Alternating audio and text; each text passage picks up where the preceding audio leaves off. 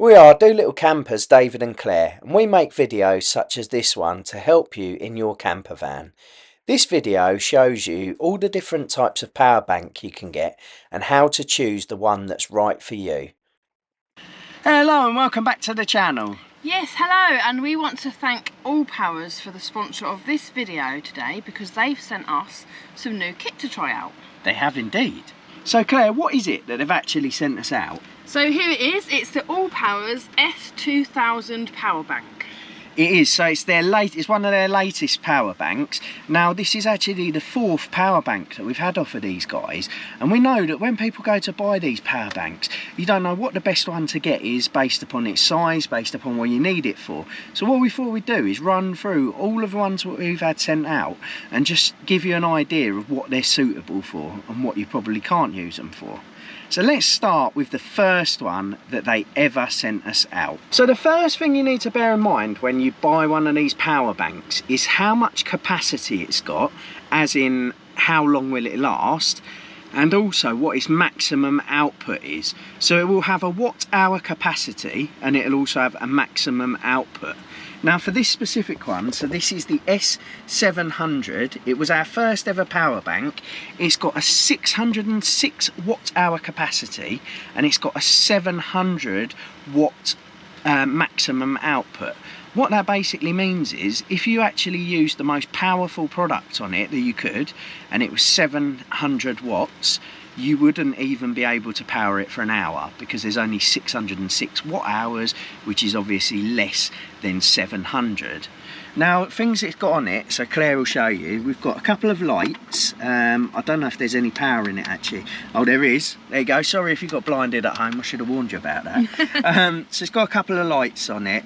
You've got your AC outputs on the front, and then on one of the sides you've got your that's like your cigarette lighter charger, and then on the other side you've got USBs. So yeah, it's quite basic, it's not massively powerful. Now I'll be honest with you, I tried it with Claire's hairdryer this morning and it cut out. So the hairdryer is too powerful for it. So if you want to power something like a hairdryer or even a kettle, we've got a 600 watt travel kettle which is under the 700, but it's not obviously going to last very long. So we would recommend this for charging phones, charging laptops, that type of thing, powering lights. The other good thing about it, like I say, is the lights on the front, because it's got a remote control that you can access from your phone.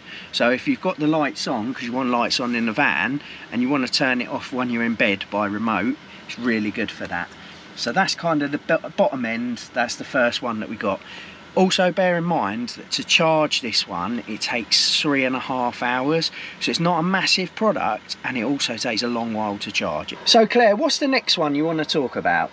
So it was about this big, and it was the R600, but we haven't got it anymore because we gave it away as a prize, didn't we? We did. And it was the one you said it was a sexy one. I did. So this one, right, all power banks pretty much come in grey, but this one came in beige. And when you think about the one I've just shown you that looks like a car battery, this one had curves to it. It was curved around the edge and it was in a lovely beige colour. It was really nice. Yeah, it was finished off lovely. Yeah. So just in terms of what it does and the power behind it, so it's got one light on it rather than two. Like the one we just shown you. It's got wireless charging on top, so it's perfect for charging your phones, whereas the last one we showed you didn't have that. It's got 299 watt hours of capacity, so it's a smaller capacity than the last one we showed you, and it's also 600 watt maximum output. So very similar to the last one we showed you. This one you want to use for charging laptops, you want to use it for charging phones and things like that. And again, to work out how long it's going to last you, what you want to do is you want to take your maximum watt hours, which is 299, and divide that by whatever product you're using. So say you're charging a phone and it takes 20 watts. Then obviously you would then take 300 and divide that by 20, so roughly 15 hours that's going to last just charging a phone. So what's the next model we've got to show people? So this beast is the R1500. We've been using this for about a year and we we use everything on it, even the air fryer. So this has been put through its paces, and this is our favourite so far. Yeah, definitely. A lot of YouTubers get sent a power bank, they test it straight away, and you don't know about the longevity of it. I can say to you, we've lived with this one for a year and it's worked for us. In terms of its spec, so it's 1152 watt hours and it's an 1800 output. So what have we used it for, Claire? We use it for the air fryer. Yeah. We charge all of our devices on it. Toasters. We use it for the toaster, for the kettle. Yeah. Yeah, all sorts. And it's just really, really good. It's lasted us well. Yeah. We get it charged up before we go away for the weekend, and it pretty much gets us through the weekend, doesn't it? It does. So to give you an example, if you put the maths on it, so our kettle's 600 watts and this is 1152 watt hours, so we could power our kettle non-stop for almost 2 hours on this beast. Claire said about charging phones, so if you move your arms, Claire, you can see that on top there's actually 2 wireless charging ports. So we've got that. In terms of the ports on the front, so it's only got 2 USB ports, but it's also got 2 USB-Cs, so it's much quicker. And then these ones at the bottom, they're your AC, and it's got 4 of those. I'm not sure when you would ever plug 4 things in at once, and obviously you've got to bear in mind your maximum if you're plugging in 4 things. But yeah, it works really well for us. Now, my only criticism of this one is the other 2 that we've shown you came with a handle on top. This one doesn't. So well, if you see, it's got handles at the side, so but you just got to grab it. It means you're taking up a lot of space to manoeuvre it. So you've got to be wide to manoeuvre it, haven't you? That's why I do it, because I'm wider. What I mean is, like, so when we go, if I want to carry it from the back to here, we've got, obviously our van is a bit shaped, so it's a bit awkward. So it could be awkward, that's all. Yeah, no, I get exactly what you're saying. So yeah, so that's that one. So as we said, this is the new one. Now this is the S2000. Claire, what's the stats on this one? So it's got 1500 watt hours and it's got 2000 watts maximum. So as you can see, this one will go for longer and it will also power more powerful appliances. Just in terms of a few bits about it. So we said about the handles, didn't we, Claire? Yeah, it's got good handles. This one's got handles on top. On the top. I don't think it looks as sexy as the last one because it's not rounded, so we're back to like the square car battery type. But do you want a sexy beast or do you want something that is actually practical? In terms of what it's got on the front, so we've got the 4 power points, as we said on the other one. The only difference with this is there's no wireless charging. However, the caveat is that it's got 4 USBs and it's also got the 2 USB-Cs. So again, when people say, what would you use this for? Obviously it's brand new to us, so we've not even really tried it. But the things I would use this for is I would use this for the powerful appliances you might have in the van. So your toaster, your kettle, your air fryer, all that type of thing. Now, what we thought we'd do is before we put this head to head with the other one that we've got, the R1500, because that's the one that we use all day every day when we're in the van, and we just thought we'd see how they kind of compare to each other on some of the more powerful things. So we're going to do a product test at the back of the van. Now, one other thing to bear in mind, or to let you know about this one, is this one actually comes with a waterproof pouch. So Claire will unfold it, and what you do is you put that inside it and you can zip it up and it's completely waterproof. So if you haven't got a lot of storage in your van, this is quite good actually, because you can put it underneath the van, you can put it outside somewhere. So I think it's novel. I'm not sure whether we would use it, but it's something that it's got that its competitors haven't. So yeah. Right, to the back of the van. Okay, so at the back of the van, as you can see, both of these power banks are fully charged. They're both sitting on 100%. Now, first of all, what I thought we'd do is we would test Claire's hairdryer. So I'm going to plug the hairdryer in and I'm going to see what impact it has on the actual power banks. Okay, so as you can see, I've got Claire's hairdryer. Now, I've no idea how powerful this is, because like I say, I did try earlier and it didn't work in the small power bank. So we're going to try it now. I'm going to turn it on and Claire will tell you how many watts it's drawing, and also we'll see how it performs. Right, here we go. So that's setting 1. So Claire, show them how much it is on setting 1. So you can see there that that's pulling 555 watts and it's coping adequately. If I turn the hairdryer up to setting 2, you can see that goes through the roof, but it's still coping perfectly well with it. You can see it's now dropped down to 99%. And you can see there, it tells you how long the machine will carry on powering for. I've just turned it down because it's too loud. Right, let's try it on the other one then, Claire. Now that is revolutionary. I can use my hairdryer in the van, music to my ears. You know what it is to my ears? A load of humming. Right, so we are now plugged in. You can see 100%. Let's turn it on to setting 1. Now bearing in mind that as we saw from that last machine, this hairdryer nearly goes up to 1800 watts, which is this machine's maximum capacity.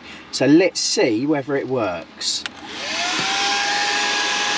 So on the base setting, that works perfectly fine.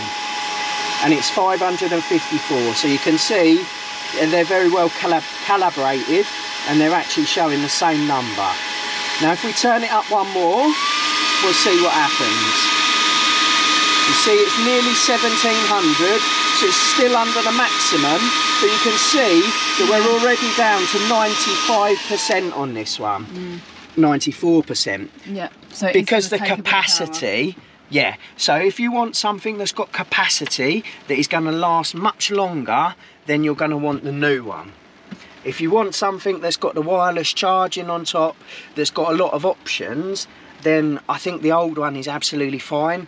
We use the old one when we go away, and it'll probably last us 4 days doing the cooking on the air fryer, boiling the kettle and doing the toaster. So it does last a long time. The kettle obviously is an extreme, but what if we go even more extreme? Okay, so when you're away in the van, right, people want to keep warm, don't they? And what have we got? We've got a fan heater.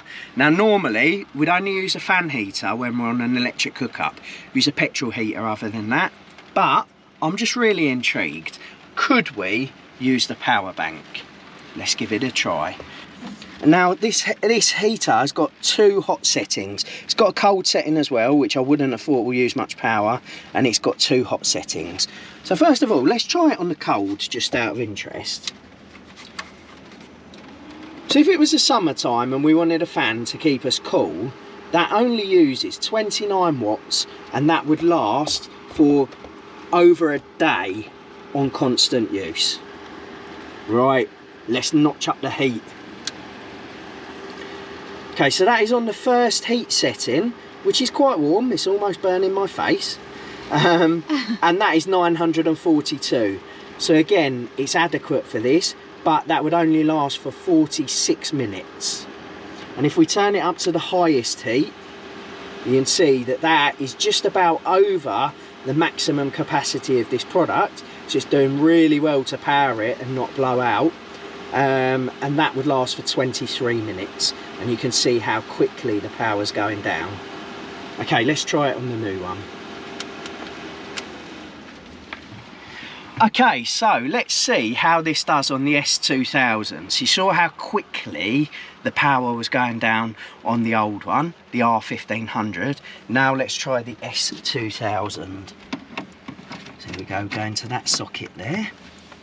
And we will turn the power on. The AC is on. Let me just turn the screen back on.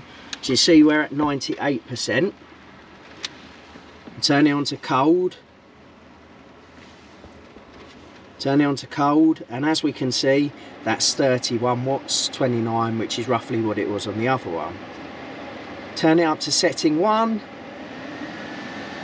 And we can cope absolutely fine with this, and we would be able to heat the van for an hour. Now bear in mind that this fan heater can heat this van in about 15 minutes, and it's hot through for the evening, isn't it, Claire? Yeah. So we could actually use this to kick-start our heat in the van. And you can see it's still sitting on 98%, so that's not even moved. It will do in a minute because I'm going to turn it right up. So this is on the most powerful setting. As said before, so that's 1800, and you can see that that would last for 43 minutes. So I would be happy using this on the second setting for about 10-15 minutes just to put a bit of heat in the van, and I actually think, believe it or not, that would work. So the most efficient way to heat a van is absolutely not through a power bank and electricity, because you've got to pay to charge up the power bank, and the power bank will not last very long at all. This was purely for illustration purposes. However, for the odd time when we're freezing cold, I absolutely would consider using it for 10 to 15 minutes. So that was our power banks. Claire, they really help us, don't they? Yes, they do. They're invaluable to have with us when we're away and we're not on hookup, so really good. So yeah, hopefully you guys enjoyed that. Hopefully it was a bit educational. Again, we'd like to thank All Powers for sending it.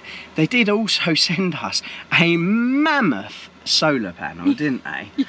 It's like about 600 watts. It came to my work and I had to try and get it in the car on my own. Genuinely, I don't know how she got it to the car, because she says to me when she got home, she says, get it out of my car, she says, and unpack it. And I got it out and I really struggled unpacking it. Really I was sweating, I was heaving, I was, yeah, it was hard work. I'm not sure we're going to use that, are we? I don't know, we'll try it. So in the summer, we will try it for you guys, show you how it works and whatever, try it in the back garden, but I think we could probably power the whole street with it.